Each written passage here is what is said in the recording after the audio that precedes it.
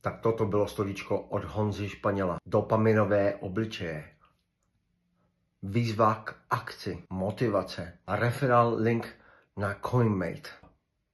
První chvíle to působí přesvědčivě, ano, ale pak se podívám blíž a zjistím, že burza CoinMate má likviditu okolo $2 milionů. A říkám si, proč sakra o tom nikdo nemluví? Protože když krypta vyletí nahoru, bude spousta lidí, co bude chtít vybírat. A nastane problém. Malá likvidita, nebude z čeho vybírat. To není detail, to je klíčový problém.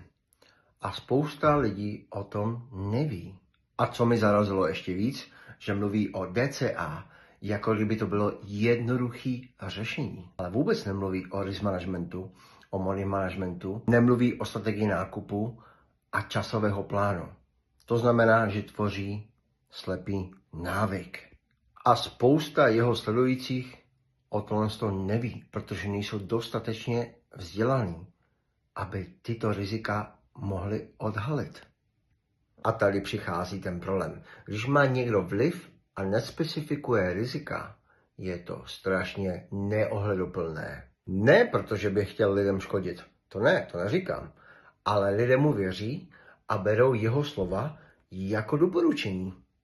Pak lidi jdou investovat do něčeho, čeho vůbec nerozumí, ne kvůli znalostem, ale kvůli dopaminu. Pozor, Honza dělá spoustu dobré práce. Vynikající, vystavuje z kamery a podezřelé investiční reklamy. Výborný.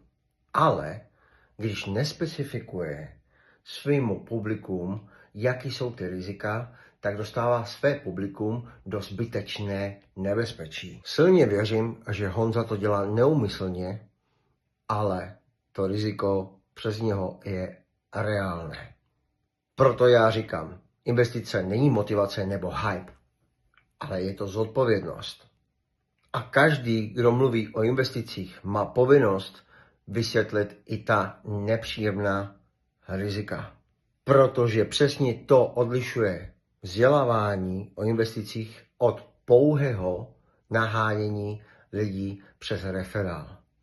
Investuj chytře, vzdělávej se, hlavně ověřuj, nedůvěřuj a go infinite.